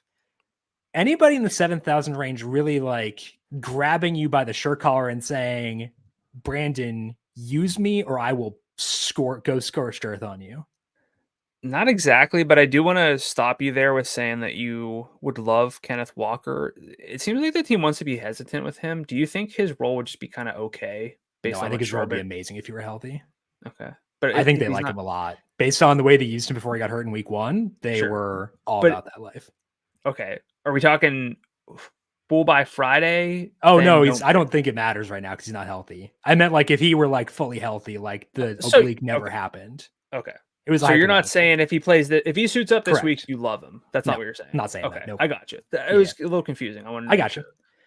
No, not really. Kyron would be the closest, especially for bringbacks. Kyron and Ayuk stacks make a lot of sense, like process wise. So I don't want to lose sight of that. How are you viewing? Are you going to use Derrick Henry in a game we love or no? No. I agree. That could burn me. If they trail, they're going to use Justice Hill. Correct. Even if not, I mean, like, I know they were ahead. Like, it wasn't like they were trailing all of last game. I don't remember the first half exactly, but they were up. Justice Hill had a better first half snap rate. Yeah. If it burns me, it burns me, which it could. It definitely could, but fine with that. Dobbins 72. I want the role a bit better. I don't like that game, so I'm not really super intrigued there. So I think that next for me is really Charbonnet at 67 as far as being a guy like I really want to get to this week. So not Pollard. Well, I mean, like the next guy I want to prioritize. Pollard's a guy I would use. Okay, There's I got you. For me. Then yeah, I agree. I would say Pollard and Montgomery both classify as players I would be receptive to using. Okay, but Montgomery above Pollard for you? I think based on environment, I'd have to probably consider that. As the game environment bro here, I should probably agree with you, but still lean Pollard because I like that passing game usage. Let's talk about the value backs because frankly, I don't think any of the low 6,000 guys are super intriguing. Antonio Pierce said this week that he wants to keep Zamir White involved. His snap rate was 62% this past week. Didn't do a whole lot with it, but on the road against Baltimore. Personally, he had 4 targets last week. Yeah, it's Carolina. No, I said last week against Baltimore. Okay. So they're at home, they're facing Carolina, no Derek Brown. We saw Dobbins do really well against them last week. I would hear the argument in favor of Zamir White. I think there are a lot of paths to failure. If I got the read that hey, he's going to fly super under the radar and you can use him at a low roster rate, then, maybe. But there are just so many paths to failure here, I think. How are you viewing him in what is objectively an elite matchup? This is like a new gym because this is a type of thing that I might bring up and you'd be like, absolutely not. So I don't know. I'm not there. Yeah. Even if I need value at running back, it's not going to be Zamir White. Okay. The snap rate last week did change my thoughts a bit on him. If it had been 62%, I'd be lower, but it does forces me to consider him. I am not going to say definitively I will not use him. Would you flex? Okay, let's talk about this. You've got, let's say it's 62. Sure. For a flex. Tank Dell or Zamir? You're asking the wrong person as someone who would sell his soul for Tank Dell. Do you like P. Ryan at all? No. Okay. JSN, Jackson Smith and Jigba, or Zamir White in a flex? Lean towards Zamir White, but I should probably think more about JSN. We'll probably talk about him in the receiver section, but I think you've answered my question enough. I am receptive to it. I'm surprised you are. Yeah. I don't know how I don't feel good about being receptive to it, to be clear. Now, here's the mega galaxy brain. If you just play Zamir and Deontay Johnson together, you have some correlation, you have a stack. I know. You save salary, and then you have the freedom to kind of do a bit more. To vomit on my shoes? How many lineups would it take you to build a Zamir Deontay? 1,600. So are you being serious? Yes. Just not even a consideration? Okay. Not doing it. I value my sanity and happiness. Okay, so would you rather flex Zamir or Brock Bowers? Zamir. I love Brock Bowers. It's fair. Okay. Other running backs are basically the guys we alluded to earlier on. Those being Carson Steele at 52 and then Cam Akers 4,000. After having talked through the slate and realizing we might be a bit more strapped for value than we thought we'd be / we wanted to be, what's your receptiveness level to Steele and Akers now? Higher than it was now that I look at what it takes to build a lineup. I agree. But if I'm building one lineup, I would rather go more balanced. I'll go down from Lamar to Kyler as opposed from like Charbonnet to Carson Steele. Yeah. I know like the salaries aren't the same, but reprioritizing, I don't really want a part-time back in my main lineups. I think that's where I'm at as well. So Steele did lose a fumble last week too. Go ahead. Unless we hear like, hey, Cam Akers is going to just play the Joe Mixon role, like 100%. I think Agumbawali is the only thing I'm certain about this week is that Agumbawali will get the passing game work. Yeah, offense. I don't know. Although Cam Akers gets you a touchdown, and what do you need from Cam Akers at a 4,000 to feel happy? 15 points. I need 15 points minimum out of every slot to feel happy. Okay, even if it gets you like Lamar and I need 15 points. Can he get 15? That's 90 yards and a touchdown. That's like his 95th percentile outcome, maybe. It's like 5%. 5% Cam Akers. If we're using that as like kind of the rationale. Okay. Yeah. Revenge game. We're always going to be lower on these like uncertain situations. Because if you get 4 points from Cam Akers. Well, I'm okay with uncertainty if I think that there's a decent chance that it gets me a 3-down roll plus goal line, but I think the odds of that happening for both situations are pretty low. I agree. But like to give you credit here, you're thinking, I'm not saying you're saying Zamir White has 3-down potential, but it's more likely than it is, you know.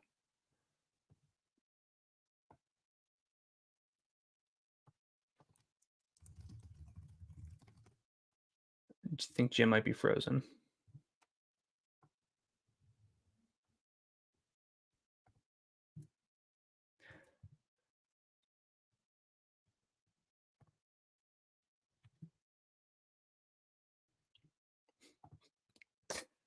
Oh, Jim. All right. I can't screen share, but I'll just continue giving my thoughts on the value backs here.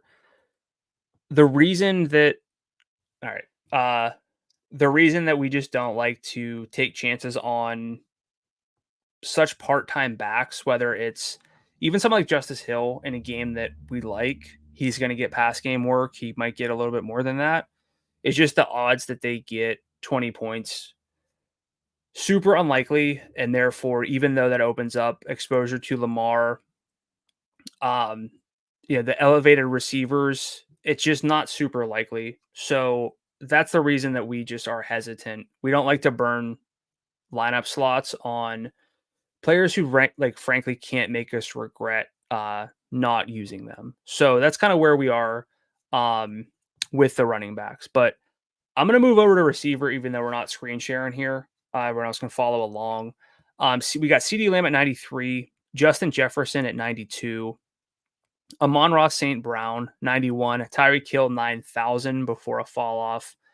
To Mike Evans really at 83, with AJ Brown's status being what it is. CeeDee Lamb's role has been very good, and he's a very good football player, and so that's not surprising. Had a 22.7% first half target share last week. Got his work in a blowout, kind of the opposite way here though.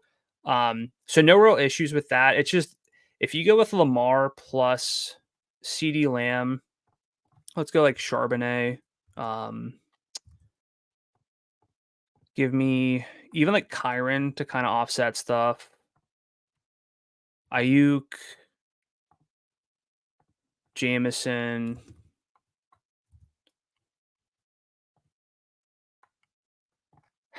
It's really hard to get like a CeeDee Lamb, Lamar Jackson stack. That comes back into play with Carson Steele, Cam Akers. I get it. It's just really difficult to try to pull off. They could easily be the top scoring players at their positions. Totally understand that, but really, really tricky. Justin Jefferson, I think, is appealing. Probably underselling him a little bit due to the fact that he's in a good game stack situation with. You good? Apparently. All right. He left me hanging. I couldn't screen share, so I moved on to receivers. But all right. I tried to linger on running backs and kind of reiterate what we had going on, but yeah. I needed to move on because I got a full brownout over here. It was great. Okay, receiver, where were you at? I'll pick up where you were at. I talked about CeeDee Lamb and Lamar stacks being really enticing, but super hard to get to. Yeah. Kind of just building a lineup where you got like Lamar. I went even Charbonnet and like Kyron. I guess I could have went Pollard. But with Ayuk and Jameson, you're at 68. Like you really can't even do it. Yeah. Do you think it's feasible for you to do CD and Lamar? I will force it. You force me to use a Steele or Akers lineup, like just because like I know both those guys can hang 40 and make it be the difference makers. Yeah. Like I'm not going to force it often, but I'll force it for one. Definitely. I hear that. And then I said for Justin Jefferson, like a lot of game stack bring back potential. Again, it's hard. We don't really have the salary to go up into the 9,000 range. It's even hard to get to Lamar. But Jefferson, like Tank, could be appealing. Sure. Obviously, Jefferson Akers, if you like want to kind of go that route. But are we too low on Jefferson, or is it kind of justified? I think we're almost always too low on him, but like it is what it is. Not a lot I can do about it, frankly. Like I'd rather go to a better situation. Would you rather go CeeDee Lamb and Isaiah Likely or Jefferson and Tank? Lamb and Likely probably. I'd probably say that too, yeah. Okay, where do we set it on Amon-Ra compared to Lamb? Prefer CeeDee Lamb, but I might honestly be more able to play Amon-Ra due to the fact that I can go with Kyler or Goff in that situation. So then again, I'm going to play a lot of Jameson, so it's going to be tricky, but yeah. We go on Lamb, Amon-Ra, Jefferson is the ranking at the top, and Tyreek obviously number 4. Yep, and not in consideration for me. I think that's the way I would go as well. I haven't talked to Mike Evans. I just don't like that game very much. And he's probably going to see Pat Surtain, so no Evans from me. So we get to the Devontae Smith range, $8,000. We have Nico at 76, Marvin Harrison 75, Rashee Rice 73, Metcalf 72, and Neighbors 71. I don't think there is a massive priority in this range. I would probably go Harrison 1 due to game environment, followed by Nico, Rice, and Devontae Smith. Where are you thinking about this range? Like, does Devontae Adams just do nothing for you? He does not do anything for me, correct? Against the Panthers, coming off of a okay. I brought him up last week. You dismissed him. You glossed over him this week. I think we're probably going to hear, could hear questions about him. 2 end zone targets, 3 red zone targets, 4 downfield last week for 110 and a touchdown. Like, would I rather tie my receiver to CJ Stroud, Patrick Mahomes, Kyler Murray, or Gardner Minshew? I hear that, but he's just not even in consideration for you. No, I've got too many other guys I like. Okay. So how'd you rank these? Marv is the biggest priority. Nico is right there. And then Rice 3 against the Falcons indoors. And then Devontae Smith, number 4. That's how I would do it too. Okay, cool. I'm not going to play Devontae Adams, I don't think, but I would hear the case for it for sure. Were you on Malik Neighbors off of a 93 target game, but a really tough matchup with the Browns? Yeah, I kept messaging you about his like target numbers and then it kept getting better. It's so hard to look at what he did volume wise and just kind of write it off. But the matchup, the scoring expectations, I just don't know if they're there. Yeah. If he gets 20, I don't know, was it 20? If he gets like 14 targets here in a bad matchup and does some stuff, it'll change my perception for the rest of the year. 100% agree. I just don't know if this is the week I need to force it because there's so many options in the 6,000 range. It's going to take us a while to get through this. That's my exact view. Okay, so 6,000 range, Ayuk is number 1, correct for you? Yes. Okay. I have Jameson number 2. Would I you do go as well. Olave?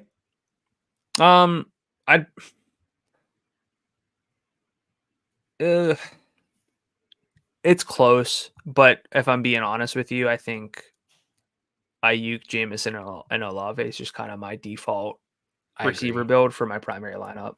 I would love to have all 3 of those guys in a lot of lineups. You can do it. Yeah. I mean, is Zay number 4 then? Zay Flowers at $6,800. he might be. I don't want to overlook Chris Godwin, whose role's been great. Oh yeah, it has. Yeah, he Shouldn't looks get really good too. Surtain. PFF has Godwin with the second best matchup advantage of all receivers. I'm just gonna shout out it goes Nico Collins, because again, if you have like a 500 receiver score, you're gonna look good against anyone if you're Nico Collins. But that's Nico, Godwin, Evans, and Olave. Yeah. Is Godwin close to that top 3? If the top 3 is Ayuk, Jameson, and Olave, is he close? No, because of game environment. Yeah, I would agree with that.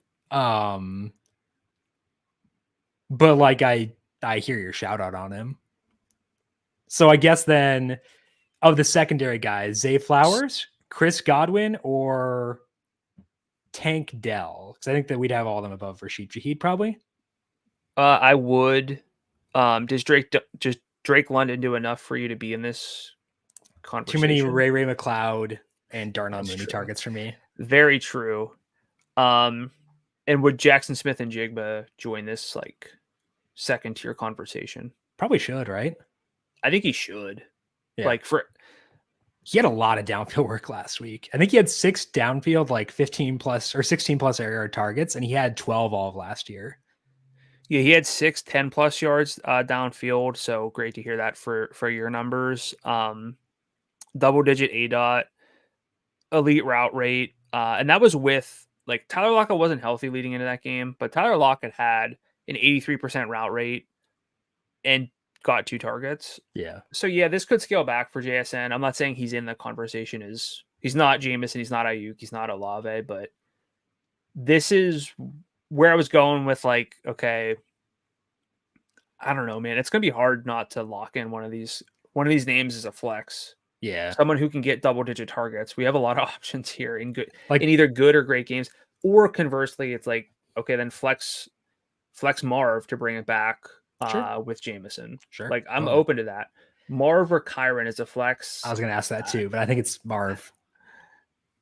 It's close in the game environment, but yeah, again, are we the dummies for finally flexing receiver now that everyone's running the ball?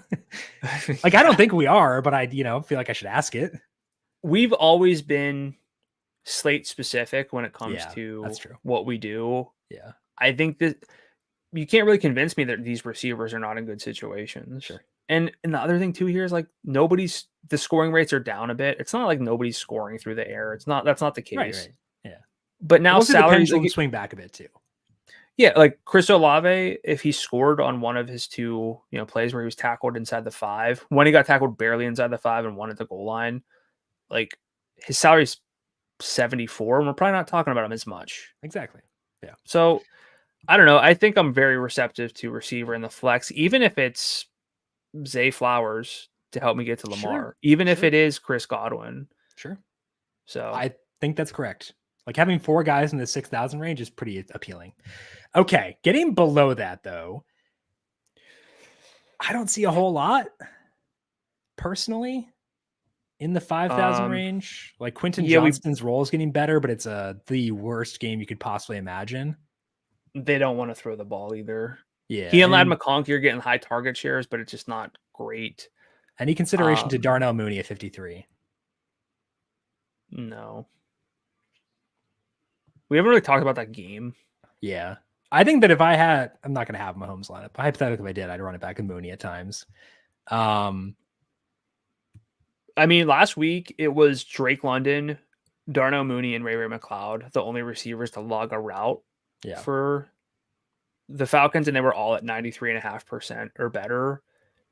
If you love that game, maybe you're talking single game slate, getting players on the field, I get it, but I mean, Darnell Mooney or like Carson Steele to elevate salary. Steele. Probably, but it's a conversation. I don't think I can really lock in. There's too many to name. Like, I don't love DJ Moore, like love him, but I mean, there's so many names in that tier. Did get a that are question on killing. YouTube from Mark asking about Jalen Naylor.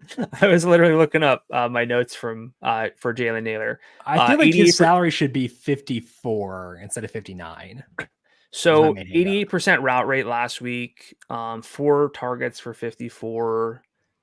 Really good ADOT of 15.6 yards, so could be like the exception to the new rule. Sure. I don't hate it.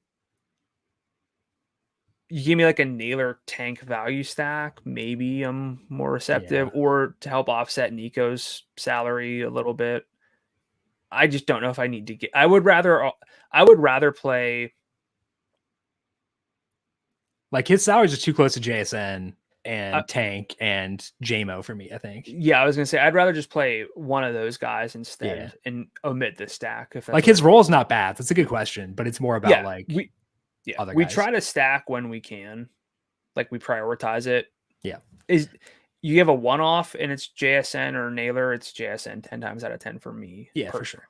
And that's not to say like Naylor's bad. It's just I'm really high on JSN now. We just like the other guys a lot more. Yeah. Okay. Loves at receiver. I'm going Godwin, JMO, Olave. Godwin. Sorry, what did I say? Godwin? You said Godwin Ayuk first. Ayuk, JMO, Olave. Jeez. Yes. And then I think that all three of Zay, Godwin, for real this time, and Tank are like guys I'd like to use still. So that 6,000 range is just nuts. I'd probably throw JSN in there. JSN should probably be above Tank. Realist. I love Tank, but like JSN should probably be higher. Yes. The one. So everyone's in the 6,000 range. The one name outside the 6,000 range that I would put there is Nico Collins. Okay. He's the most likely. He's the most likely receiver over 7. Well, I guess Marv. Probably. Yeah. Marv He's just or such a dude. Nico's just such a dude. So good. He's so good. Mixon's not going to be 100% if he plays. They could throw more. No, you're right. I should be higher on Nico too. I agree with that. Okay. Tight end. Kittle. Well, let's talk Kelsey first because his salary is high, and I think his salary is still too high. Okay.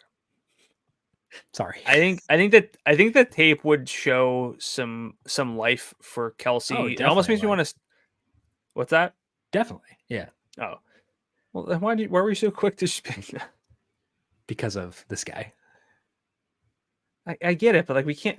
The whole reason we changed the format is so that we mention Kelsey. Otherwise, we would say we love Kittle and probably like Brock Bowers and not really discuss Kelsey.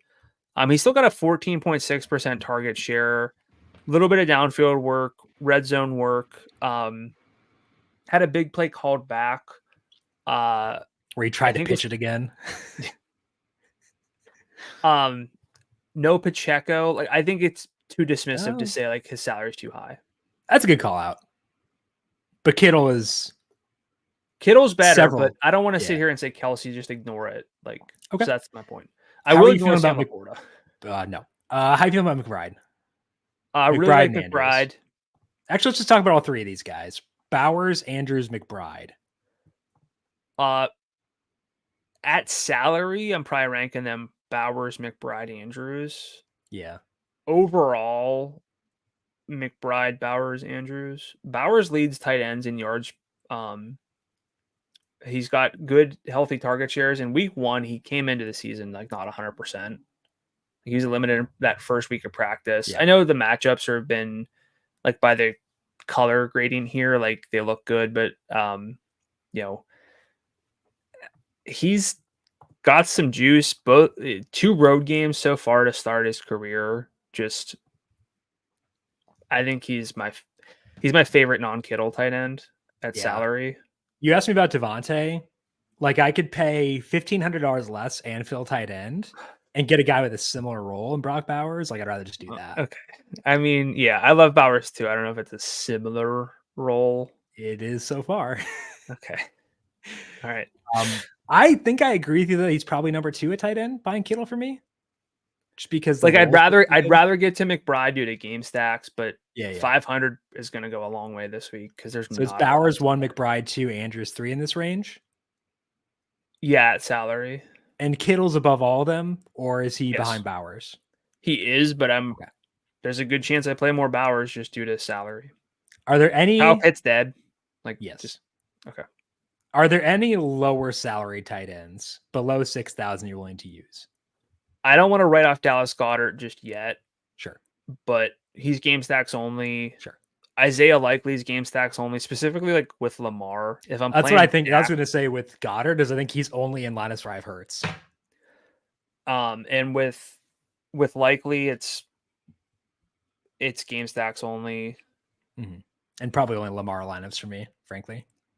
Probably, yeah. Colby Parkinson, I'm not going to get there, I don't think.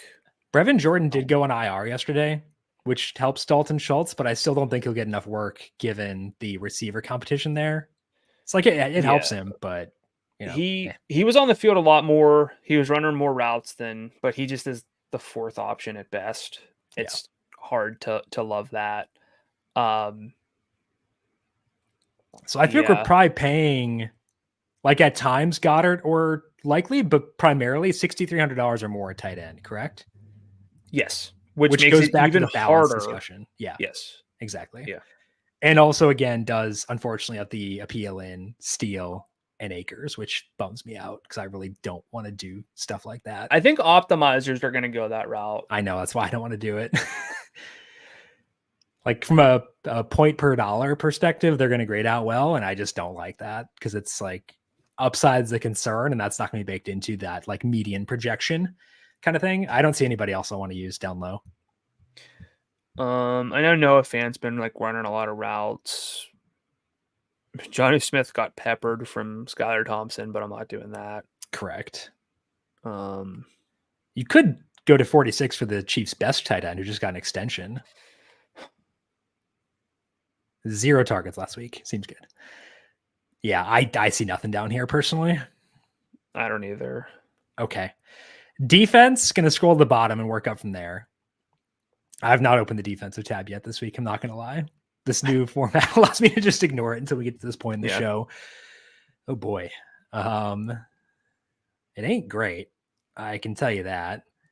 The first one, as I'm scrolling up, that's like, yeah, sure, I'm okay with that, is the Titans at 37. Would you Denver 32? Nope. Okay. Respect Baker. Yeah, the Titans were Shaker the first. Mayfield. The Titans were the first one that jumped out to me as well. Yeah, so Titans at 37 against Green Bay. If Love plays, I probably abandon ship on that. Maybe not abandon ship, but I'd lower my thoughts significantly. Oh, here we go. Bears, $3,800. I know they're not going to face a ton of drop backs, but like defense has played really well so far. Anthony Richardson, shaky is what I would say. High ADOT, which means he holds on the ball longer and higher risk of interceptions. So I don't mind the Bears at 38. Bears or Chargers at 39, though. Same downsides for both, where it's going to be they're facing rush heavy offenses. Yeah. Weirdly, this might be the best offense the Chargers have faced so far this year. Yeah, this one's tough. If we don't have if you might need to get close to 4,000 for defense, I'm just gonna say it once more. There's not a lot of value. There's there's not a lot of value, but there are glaring 3 situations where there might be value, and you have to figure out whether you want to go there. Yep. I don't mind the Packers because Will Levis is amazing for opposing defenses. Takes some sacks, does some dumb stuff. People were saying he'd probably play better if he were hammered. So, consider that, Will. And then the Niners at 44, given that we're just okay. We can't find any we like until 37. I don't mind getting up there against the corpse of the Rams offense. That's a consideration to me. Okay. Yeah. I don't really like to punt completely with defense and just phone it in and hope for 7 points. It's really hard to find anything down there that you like. I mean, I'd rather go the Panthers than the Broncos personally. That's fine. Okay. After all of this, we did the scroll, really dug at tight end, receiver. give me a percentage of exposure to Carson Steele and Cam Akers that you anticipate at this point. Maybe we get news, stuff opens up. Where maybe I was even at where were you? 10% for Steele. I'm pushing it to 20, I think. What about Akers? 5. Was 5, stays 5? Was 0, is now 5. Yeah. I still want to try to get more balanced. Yeah. I just don't like I'll wind up being balanced if I have only 25% across those two guys combined. So I'll be there with you too. But yeah, I don't want to tough. I don't want to have too much exposure to someone who I just don't believe can burn me. Yep, I agree with that. Any final thoughts from you before we close up for this week? We sit here and say all of this. We're doing what we can on Thursday. Things could change. We could get a clear and obvious change where there's a new value back, something like that. So you got to stay tuned. But at this point, I know there's going to be people out there who are like, I'm playing Steele and Akers and I can play anything else I want. It's just not really going to be what I do. Yep. Although Steele is plus 135 for an anytime touchdown. It's not bad. He probably should get the goal line work. It's just the passing game stuff that I'm unsure about primarily. Yeah. Ugh. Alrighty. On the we're gonna close up shop. What would you set his rushing prop at? 44.5. I think it's 41.5. Yeah. He needs 2 touchdowns. I don't know if he's getting like 80 yards necessarily. They should just throw the ball. Maybe involve Travis Kelce a little bit. I don't know. Yeah. Alrighty. That is all that we have for this week 3 main slate breakdown. Again, and make sure you subscribe to the FanDuel Research Podcast feed wherever you get your podcasts. You can also watch this show on Spotify if you decide to go to FanDuel Research Podcast there. Brandon, people have questions for you on X. Where can they find you there? At Gdula13, GDULA13. And I am on X at Jim Sannes. You can find FanDuel Research on X at FanDuel Research. Want to thank you all for tuning in for today. Good luck to you with your bets and your DFS lineups across week 3. We'll talk to you once again next week to break down the week 4 main slate. This has been the Heat Check, a FanDuel Research podcast.